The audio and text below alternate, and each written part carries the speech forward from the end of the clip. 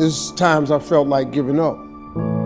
I mean, no matter who you are, if you have a goal in life, everybody has a turn back moment. Everybody has a crossroad. If you haven't been at it, it's coming. You can either decide to continue or to quit, to go forward or to go back. You're gonna always have that decision. But what I did was, I made all of my dreams bigger than my fears. So when I felt like quitting, the results would have been devastating to the goal I was trying to attain. See, I was so sick of being poor. My motivation was, I was just exhausted from poverty. I couldn't do this no more. I was sick of living in my car. I've been living in my car for 3 years. I was sick of not having money. I was sick of not having a bathroom, a front door. And see, that's what people do. People quit when it's at their hardest moment. But if it's at your hardest moment, why would you quit? If you're going through hell, why stop there? I mean, think about it. If you're going through hell, why stop there? You in hell. Move, keep going. And I just could not see myself not being successful. And so since I was already at my lowest point, how much lower can I go? I figured if I quit, I'd go lower than that. I didn't need that.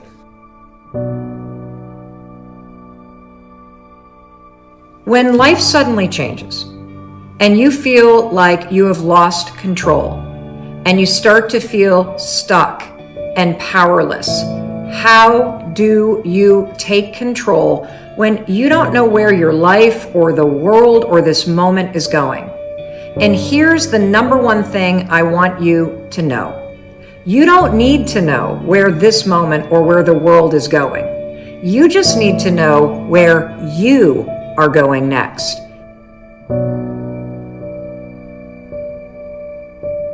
When you have something suddenly happen and your life is fundamentally changed, whether it's a death, or somebody says, I don't love you anymore, or you're fired, or you find yourself with a scary health diagnosis, there is a line in the sand. There is a life before that happened, and then a life after that moment happened.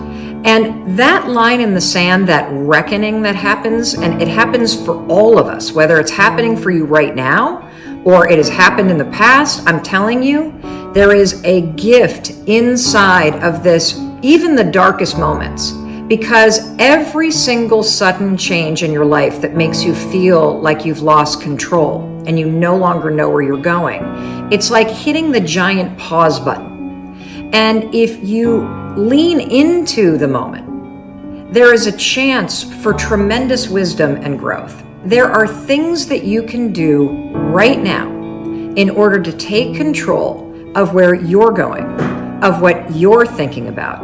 And you can start to take this moment of change and you can use it to be able to take and make an intentional pivot in the direction that is meant for you next.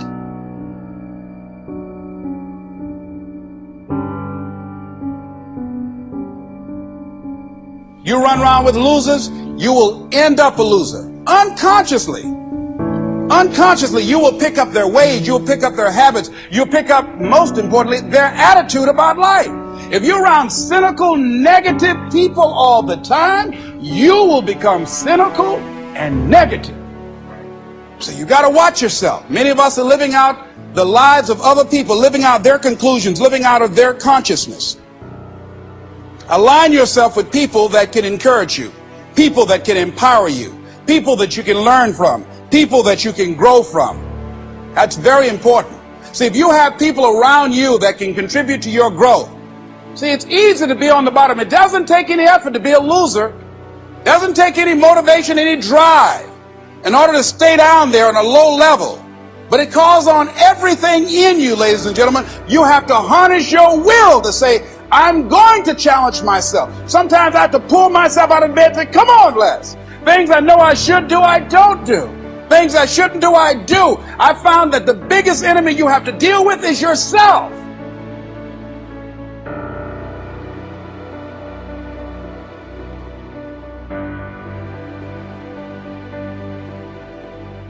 My mother being a Sunday school teacher, teaching me about prayer and God, that was really helpful to me, you know. If you really want to be successful, you gotta have a lot of dog in you. You gotta be mean sometimes, because life ain't fair. Life is hard, man. It is not fair. Like you have happen to you that just, you go, man, why this happened? Because life ain't fair. But life ain't fair to nobody. You just gotta fight through, man. You gotta bite back sometime. It's like haters. When you get haters, you know, people's opinion of you is none of your business. I have lots of haters. They on the internet all the time. But who are they though? So I don't give them no energy. I give haters no energy. Steve ain't this, he think he this. You don't even know me. So I just keep going through. But then I tell you something too, haters motivate me. Because when they talking about me, that means I'm doing something. If you have no haters, if you don't have any haters, you ain't doing nothing, man.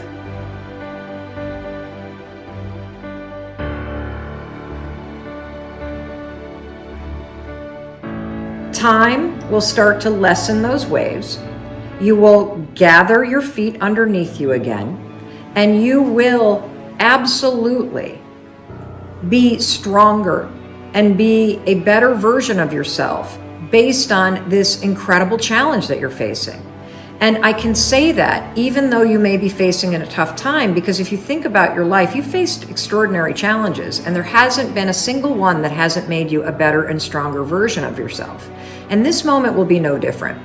So I want you to understand that when you get out of the cycle of grief, this is an enormous reckoning, an enormous opportunity for you to hit the pause button and for you to start to ask yourself the question, what do I want my life to look like?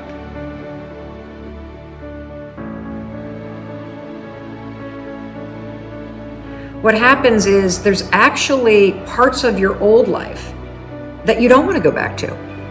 And there is a tremendous amount that you're learning in this moment that you need to pause and take in and say, okay, based on what I've just learned, based on my old life, when I look ahead to my new life, what is it that I want my new life to look like? This next chapter, I can turn to a blank page, I can take all this wisdom, all this resilience, all this strength, and I can write something new. As you begin to look at yourself, you got to redefine yourself. Who are you right now? And who must you become in order to create what you want? What has to change about you? What is it that you're doing right now that would be a liability for you? As you begin to look toward the future and take inventory of yourself, what is it about you right now that you've got to leave this behind because this no longer fits? Looking at where you want to go and the kind of person that you must become, the kind of standards that you have for you. What is it that you must do differently? Unless you change the way you're thinking, unless you change your behavior, you're going to continue to produce the results in your life. See, all of us are winners, but some of us are producing results that we don't want. And so all you have to do is look at your game plan, look at your strategy. How is it that you have been being? What is it that you've been doing to produce this? So you're the director, you're the producer, you're writing the script, you're the star of your life. And as you begin to look at your life, you can decide whether or not it's a smash or whether or not it's a flop. That's in your hands. Look at your life, look at where you want to go. Don't worry about your circumstances. Don't worry about your age. See, it's time now. If you want to make this your decade, you've got to start saying yes to your life. You've got to start saying yes to your dreams, yes to your unfolding future, yes to your potential, as opposed to saying no. See, 87% of our self-talk is negative. So you've got to make a conscious, deliberate, determined effort to say yes to your dreams. Why not? Why not me? Don't spend time like most people going through life complaining. If you give up, you know exactly what's going to happen. Nothing. But if you can just manage to wake up tomorrow and just see what tomorrow brings. If it don't bring what you want tomorrow, if you can wake up one more day and see what tomorrow brings, Because here's the one thing about it. The reason God wakes you up in the morning is because he still has something for you.